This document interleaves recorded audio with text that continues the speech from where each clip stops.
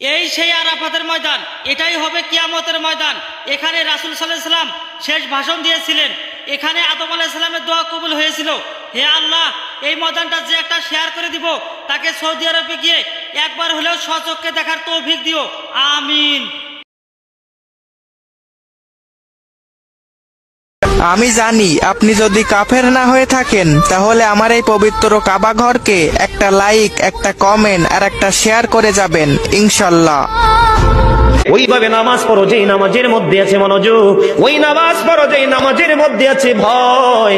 তুমি নামাজটা পড়তে হবে এমন ভাবে বন্ধু, একজন নামাজে দাঁড়ালেন, বন্ধুরে আমার নামাজে যখন তিনি দাঁড়ানোর পরে তিনি বলতেছেন, আমি নামাজটা এমন ভাবে পড়তে চাই। কিভাবে পড়ি? ওই আমি নামাজটা এমন ভাবে পড়ি, যখন আমি নামাজে দাঁড়াই আমার কাছে মনে হয় আমি ফুলচেরাতের পোলের উপর দাঁড়িয়েছি।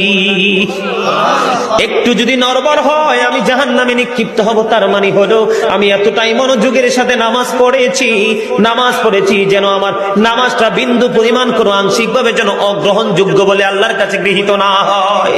তিনি বলতেছেন, আমার কাছে মনে হয় রে, এটা আমার জীবনের শেষ নামাজ। আমি এতটা ভয়, এতটা আতঙ্ক নিয়ে, এতটা তাকওয়া নিয়ে নামাজ পড়ি। আমার কাছে মনে হয় আমার পিছনে যেন আজরাইল দাঁড়িয়ে আছে, ডানে বামে সালাম ফিরাতে দেরি রে।